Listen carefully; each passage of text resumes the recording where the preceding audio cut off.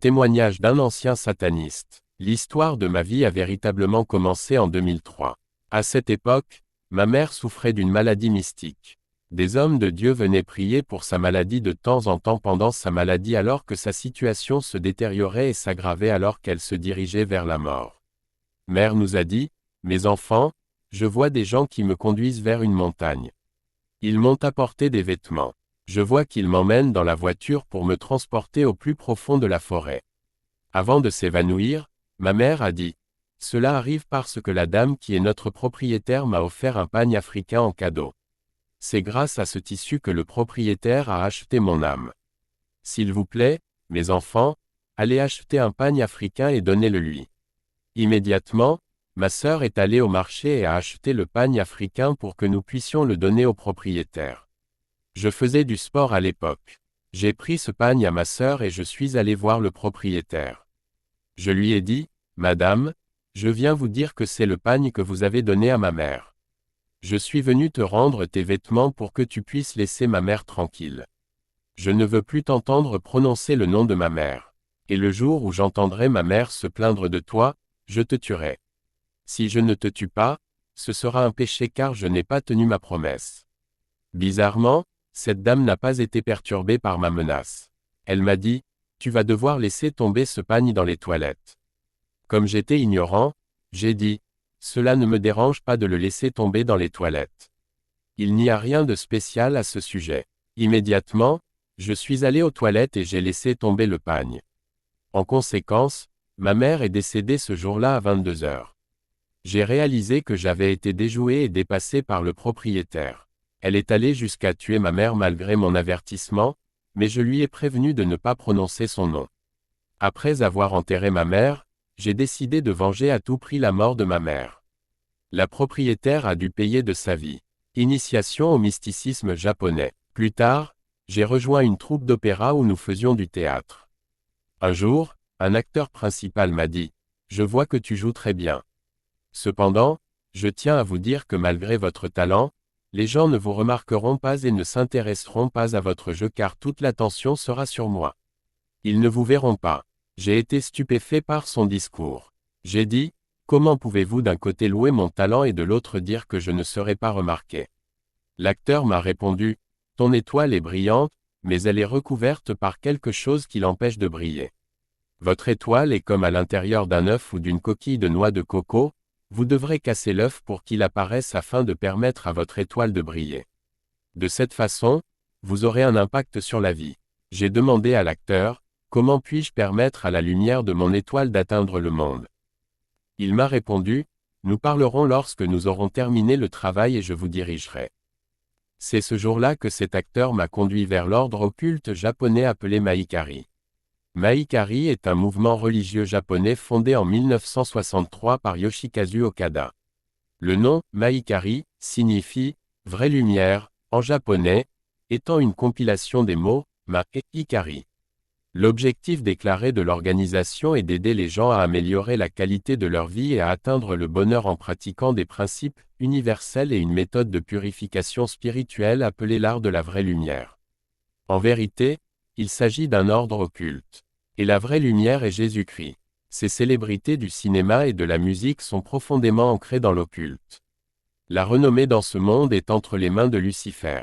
Quand je suis allé pour la première fois dans cette église, je n'avais pas d'argent, mais après le service, j'ai vu que tout le monde s'intéressait à moi. Ils me saluaient et me donnaient de l'argent pour le transport et c'était une bonne somme d'argent. Comme je luttais, j'ai été encouragé à revenir grâce à la bonté de ces adeptes de cet ordre secret. On m'a dit que je suis censé recevoir de la lumière. Ce jour-là, le dirigeant m'a dit, « Aujourd'hui, tu dormiras profondément comme jamais auparavant. Et si jamais une sorcière vous voit le matin, elle vous dira peut-être que vous êtes devenue une sorcière. » Cette nuit-là, les choses se sont passées exactement comme le chef l'avait dit. J'ai dormi profondément. Quand je me suis réveillé le matin, une vieille femme m'a dit, « Quand je te regarde, mon fils, je te crains pour ce que tu es devenu. » Cela ne signifiait rien pour moi. Cependant, je me souviens que notre ministre m'a dit qu'une sorcière pouvait me dire que j'étais devenu un sorcier. Cette vieille dame était en réalité une sorcière. Je n'ai pas réussi à me demander pourquoi une sorcière me disait que j'étais devenu un sorcier comme elle. Lorsque j'ai commencé à assister régulièrement à ce culte, j'attendais qu'on me demande de présenter ma demande concernant l'éclat de mon étoile et la mort de mon propriétaire, mais cela prenait du temps car ils ne me l'ont jamais demandé. Il y a eu un moment dans cet ordre secret, on nous a dit qu'il fallait purifier le pays pour permettre l'activité spirituelle car il y avait un blocage. La soi-disant purification était censée permettre l'activité spirituelle de cet ordre japonais. Un jour, notre pasteur m'a dit, « Si tu veux de l'argent et de la gloire, tu vas devoir semer une graine de $100. En conséquence, nous prierons pour vous et votre esprit voyagera sous l'eau, où vous verrez toute la génération de votre famille en commençant par vos premiers ancêtres. Ils ont une grande richesse dans le royaume marin, vous allez en avoir besoin. Frères, il y a des églises qui sont des ordres secrets de loges. Ces églises sont d'ordre occulte. Lorsque vous donnez votre argent, ils peuvent vous bloquer. Quelques mois plus tard, j'ai été initié et on m'a donné des objets sacrés que les gens n'étaient pas censés voir. Quand je suis arrivé dans cette église, au début, il était difficile de savoir que cette église parlait de magie. J'ai vu des hommes de Dieu, j'ai vu des personnalités publiques et des célébrités. Je pensais qu'il n'y avait rien de mal. Lorsque l'enseignement a commencé, on nous a dit, « Vous ne devriez pas profiter du sang et des larmes des gens. Ce sont le poison des âmes. » Dans cet enseignement, l'accent était mis sur l'âme de l'homme, là où se trouve son intellect et sa raison. En fait, la pratique de la magie concerne l'utilisation de votre esprit et de votre intellect. Vous devez utiliser votre esprit sinon vous deviendrez fou. Ils veulent que vous utilisiez votre esprit pour répondre aux besoins de votre corps alors que votre esprit est empêché d'avoir une relation avec Dieu. Après avoir été initié dans cet ordre, je devais apprendre à travailler avec les esprits, la délivrance, la permutation des démons et la déesse Lilith. Ma première expérience satanique s'est produite dans l'Église catholique. Cela s'est produit lorsqu'un membre catholique de la paroisse locale est tombé malade. Elle a été amenée chez un prêtre catholique pour la prière. On m'a demandé d'assister à la délivrance et à la prière du prêtre catholique pour la guérison de cette dame, mais je me demandais quel était le lien entre Maïkari et la religion catholique romaine. On m'a dit que c'était un must que je devais assister à cette prière. Lorsque la dame a été emmenée chez le curé pour la prière, je les ai rejoints dans la paroisse. Immédiatement, j'ai vu le prêtre allumer des bougies et brûler de l'encens. Frères et sœurs, chaque fois que vous voyez des gens prier avec des bougies ou de l'encens, c'est définitivement de la magie et du mysticisme.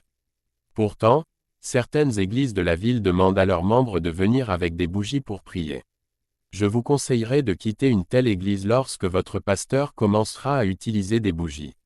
Attention, nous étions dans la paroisse en train de prier pour la guérison de cette sœur.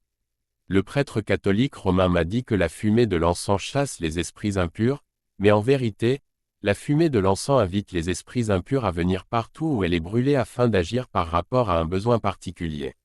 Au début, j'ai vu le prêtre prier dans son cœur. Puis il a commencé à prononcer un mot que je ne comprenais pas. Le prêtre priait pour la guérison de cette dame. Du coup, j'ai vu un homme sortir du corps de cette dame. C'était en fait un démon humanoïde. C'était la première fois que je voyais un démon. J'étais effrayé. Le prêtre m'a dit, « Ce que je fais maintenant n'est pas mon niveau. Ce sont des choses que vous êtes censés faire. Je fais cela pour que vous puissiez vous habituer aux esprits invisibles car vous êtes censés les maîtriser. Ils ne sont pas censés vous maîtriser. » Frère, quand ce démon est sorti de cette dame, le démon a dit au prêtre, « Je ne comprends pas pourquoi vous essayez de me chasser mais je ne suis pas illégalement dans son corps. Cela n'a aucun sens. Elle me devait des choses. J'ai donc la légalité sur elle. Puisque cette dame possède des choses qui m'appartiennent, j'ai décidé de lui suicider. D'une manière ou d'une autre, je me heurte à une certaine opposition pendant 9 mois. Je vais certainement la tuer et conquérir son âme. » Alors le prêtre dit à ce démon, « Puisque je suis impliqué dans cette affaire, les choses doivent changer. » Le prêtre m'a dit, « Tu avais besoin de voir ces esprits parce que tu dois travailler avec eux. Les anges de Dieu servent les enfants de Dieu et les démons servent les satanistes et les sorcières. Les sorcières sont les dernières dans la hiérarchie du monde des ténèbres. Le diable supprime l'intelligence des sorcières et remplace leur esprit et leur cœur afin qu'elles deviennent sans cœur. De cette façon, ils réagiront sans esprit avec un mauvais instinct. Pendant que j'étais dans cette paroisse, j'ai vu le curé débattre du démon. À la fin, le prêtre dit au démon, « Puisque la dame te doit des choses, donne-lui 9 mois pour qu'elle puisse payer ce qu'elle te doit, alors tu pourras lui ôter la vie. » Le prêtre dit à cet esprit impur, « C'est le marché que je te propose. Vous allez rester en dehors du corps de cette dame à cause de votre maladie. Je vais appeler la reine de la prostitution, la maîtresse Lilith. Elle habitera la dame et elle vous remplacera afin qu'elle soit soumise à sa manipulation dans la fornication et la séduction. Quand cette dame serait plongée dans la prostitution, elle serait rejetée et maudite par les gens, alors vous pourrez lui ôter la vie. » Alors le démon accepta de prolonger la vie de cette dame de 9 mois. Immédiatement, j'ai vu le prêtre convoquer la reine de la séduction et maîtresse de la mer, Lilith, et la démone, Lilith, est sortie du royaume marin et elle est entrée dans la dame. À ce moment-là, la dame fut guérie de son état et lorsqu'elle fut guérie, elle se lança dans un mode de vie de prostitution. L'esprit de la maladie qui était déterminé à la tuer est devenu son esprit de surveillance car ce démon la suivait partout où elle allait tandis que la reine de l'immoralité sexuelle Lilith l'influençait dans la prostitution. Tout le monde était bouleversé car sa prostitution était scandaleuse et les gens ne pouvaient pas la supporter. En fait, ils la maudissaient pour sa vie immorale. Comme les gens l'ont tuée avec leurs paroles, le démon a organisé un accident de la route où elle a été heurtée par une voiture dans la rue et elle est morte. J'ai fini par comprendre que cette soi-disant prière du prêtre catholique était en réalité une permutation des esprits impurs. L'esprit de maladie a été supprimé et remplacé par l'esprit de prostitution. C'est précisément la délivrance qui s'est produite dans l'église des faux prophètes. Ils ont enlevé les maladies du corps des gens et les gens sont guéris, mais leur âme et leur vie spirituelle sont remises au diable comme cette dame. Les gens qui sont guéris dans les églises des faux prophètes, leur vie prend un tournant après leur guérison. Ainsi beaucoup de gens sont guéris dans les églises des faux prophètes. En vérité, il s'agit d'une permutation de démons, le démon de la maladie quitte sa place pour laisser la place à un autre esprit. Le but ultime de ces esprits impurs est l'âme de la personne guérie. De nombreuses guérisons et délivrances dans les églises de faux prophètes sont des permutations de démons, car Satan ne peut pas chasser Satan. Tout royaume divisé contre lui-même sera dévasté, et toute ville ou maison divisée contre elle-même ne subsistera pas. Si Satan chasse Satan, il est divisé contre lui-même. Comment alors son royaume peut-il subsister? Matthieu midi 25-26. Nécromancie. Après cette expérience, j'ai été envoyé au cimetière pour faire le culte des morts appelé nécromancie. Nous faisions une grande prière au cimetière. Et quand nous prions, même si vous frappez mon corps, je ne ressentirai rien car nous atteignions un niveau de concentration élevé. C'était en fait un autre environnement que nous atteignions. J'évoquais des morts dans le cimetière. Dieu merci, on ne m'a pas demandé d'offrir un être humain en sacrifice. J'évoluais dans cette mystique japonais. J'étais dans notre église de Maikari. Le service était sur le point de commencer quand soudain j'ai commencé à chanter un chant gospel que j'ai entendu à la radio, qui dit « Vous pouvez me priver de toutes les choses du monde mais ne me privez pas de Jésus qui est mort pour moi. » Je chantais cette chanson inconsciemment dans mon cœur, et cette chanson se répétait dans mon cœur. Pendant que j'étais dans la loge, j'ai essayé d'arrêter cette chanson, mais elle a continué à résonner dans mon cœur. Finalement, j'ai décidé de rentrer chez moi. Cette chanson a initié le processus de mon repentir. Conflit spirituel hors du corps et les 5 mondes de Satan. Plus tard, j'ai été convoqué pour assister à une veillée de prière dans la loge. Ce soir-là, je suis allé à l'église pour assister à la prière de la veillée. Lors de ce service, nous avons appris qu'un pasteur arrêtait notre prière. Il détruisait la veillée. Il bloquait notre communication et notre prière magique. Notre chef a décidé qu'il devait mourir. C'était le pasteur de l'église de Philadelphie.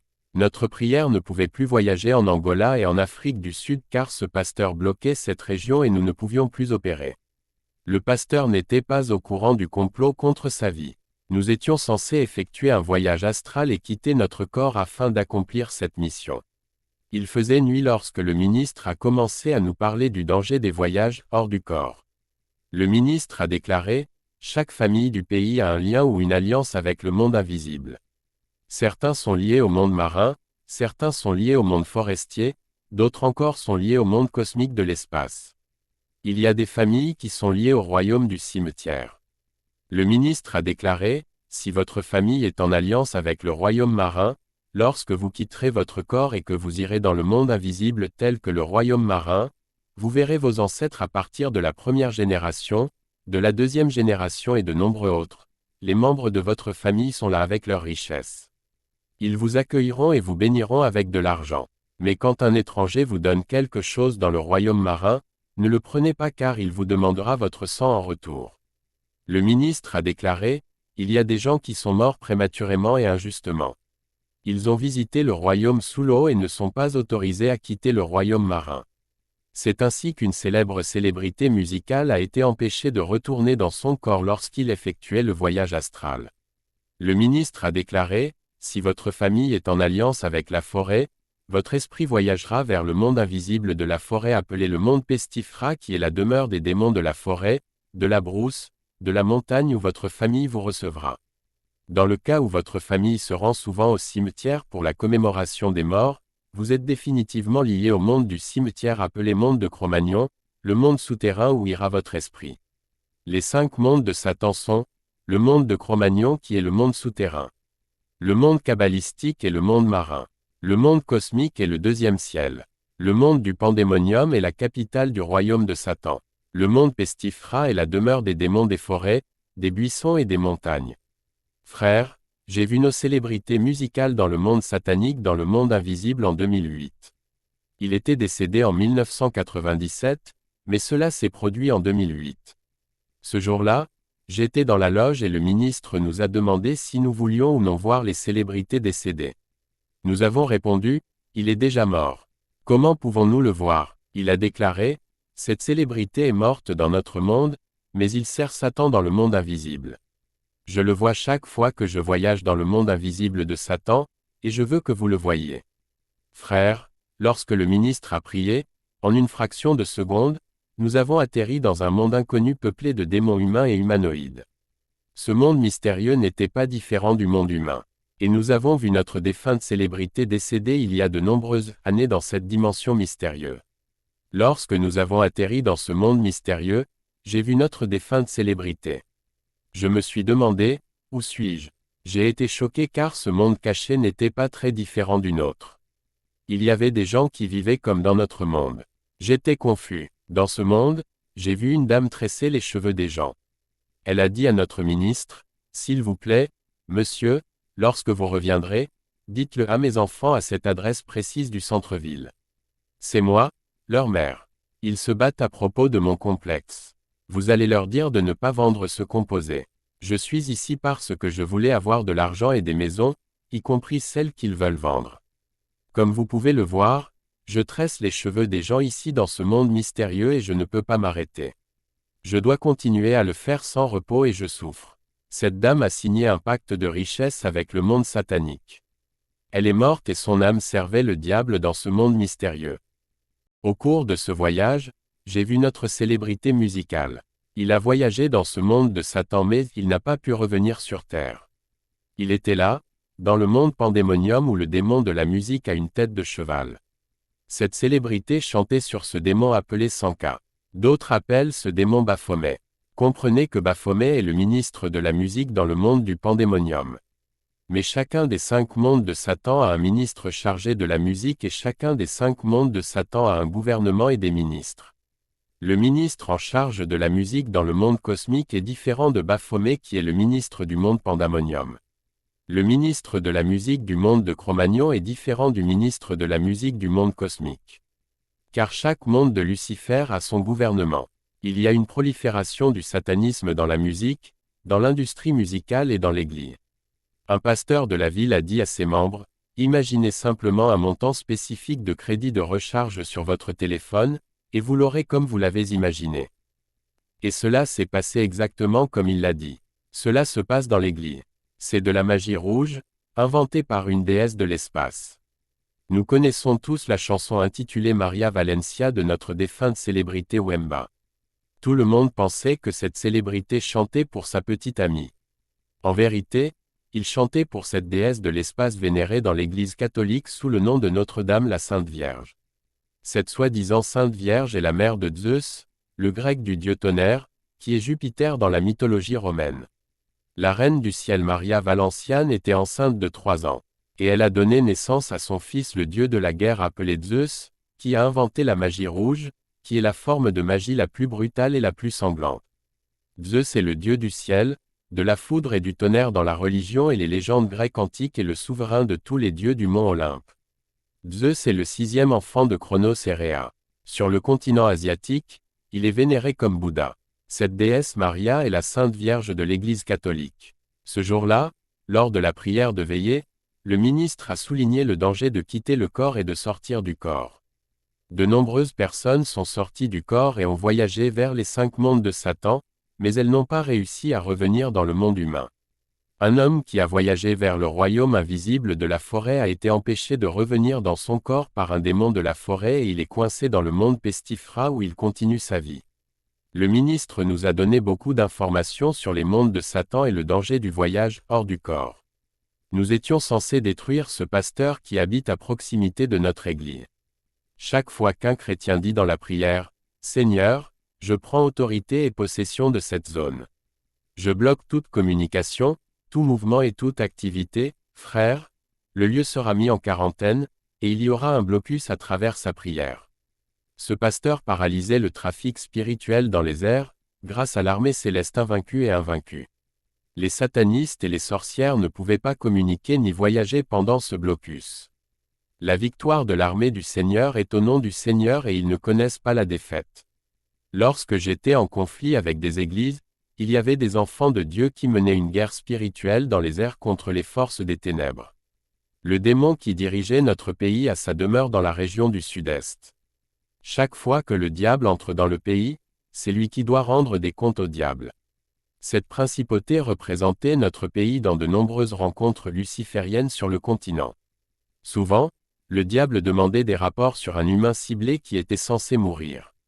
La principauté de notre pays dirait « J'ai déjà signé son arrêt de mort et j'ai transmis le dossier à notre représentant provincial. » Le représentant provincial sera appelé afin qu'il confirme qu'il a signé et transmis le dossier au démon qui règne sur son arrondissement. Ensuite, ce démon régnant sur le quartier de la personne ciblée confirmera qu'il a signé et transmis le dossier au démon qui régnait sur la rue de la personne ciblée.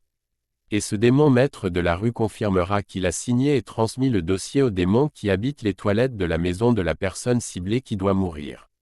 Dans chaque toilette de chaque maison, il y a un démon, un délégué du monde satanique.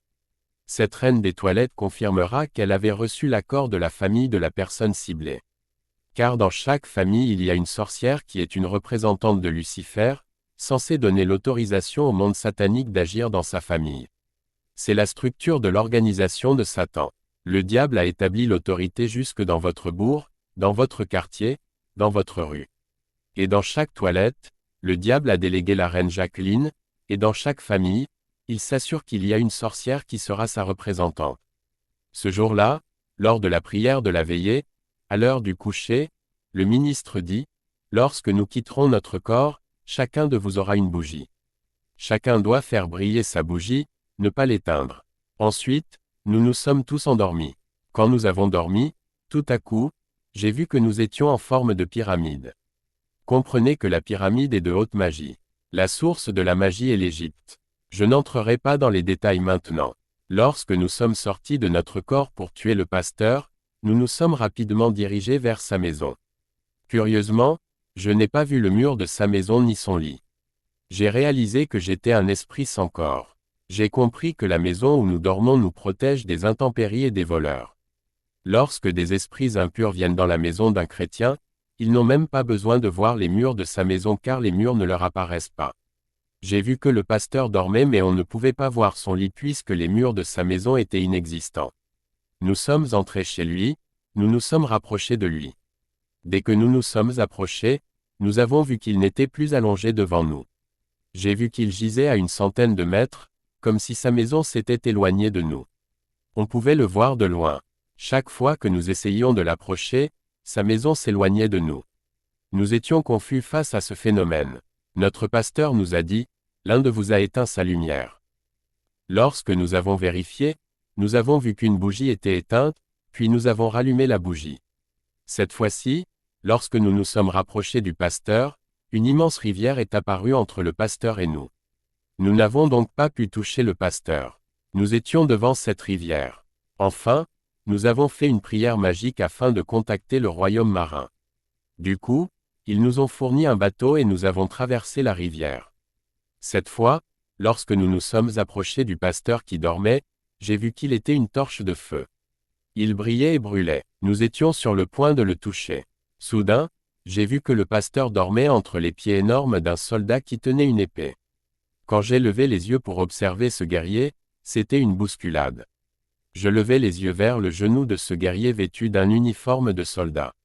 Je me suis enfui avant même que mes yeux n'atteignent les genoux de ce soldat, qui tenait une énorme épée. Frères, les gens entendent souvent des pasteurs prêcher la Bible. Ils pensent que ce ne sont que des histoires, mais j'ai vu de mes yeux que la réalité du monde spirituel et ma compréhension de Dieu ont complètement changé. Quand vous voyez le monde spirituel, vous savez que les choses de Dieu sont sérieuses. J'avais l'habitude d'entendre parler du Seigneur comme d'un guerrier fort, même des chanteurs de gospel composaient des chansons sur le Seigneur comme un guerrier. Ils ont juste chanté mais ils ne l'ont pas vu. J'ai vu que ce grand et colossal guerrier nous tenait. Il était aussi grand qu'un gratte-ciel. Ce chérubin protecteur n'a rien dit et n'a rien fait. Il restait juste là à regarder. Et quand nous avons vu à quel point ce soldat était massif, nous avons eu peur et nous nous sommes dispersés. Nous avons accompli la parole de Dieu, car nous sommes venus dans une direction et nous avons été dispersés dans toutes les directions. L'Éternel fera vaincre devant toi tes ennemis qui s'élèveront contre toi, ils sortiront contre toi par un seul chemin, et s'enfuiront devant toi par 7 chemins. Deutéronome 28/7. Pourtant, ce soldat angélique ne nous a jamais rien fait. Il mesurait environ 200 mètres. Je me suis toujours demandé ce qui se passerait si ce guerrier agissait contre nous. En vérité, nous ne pourrions pas y échapper. Le Seigneur est miséricordieux. Il savait que je le servirais. Ce guerrier était le chérubin protecteur. Cet ange du Seigneur était formidable.